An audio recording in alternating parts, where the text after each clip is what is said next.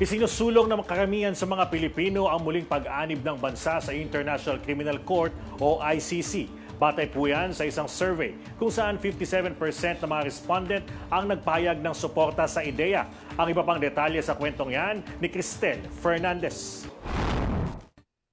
Halos 6 sa 10 Pinoy ang gustong bumalik na ang Pilipinas sa Rome Statute of International Criminal Court. Ito ang lumabas sa survey na ginawa ng Okta Research noong April 20 to 24. Nauna nang inilutang mismo ni Pangulong Bongbong Marcos ang ideya ng posibleng pagbabalik miyembro ng Pilipinas sa ICC. Ayon sa survey, 57% ng mga Pilipino o halos 6 sa 10 Pinoy ang suportado ang ideya, habang 37% ang tutol dito at 6% ang undecided o walang desisyon. Tanging sa Mindanao lumamang ang mga ayaw nang bumalik ang Pilipinas sa ICC sa nakuhang 66% habang 30% lang ang pabor. Ikatatlong taon ng panunungkulan ni dating Pangulong Rodrigo Duterte, Marso 2019 nang formal na kumalas ang bansa bilang miyembro ng Rome Statute. Ako si Cristel Fernandez para sa Kwentong Politiko.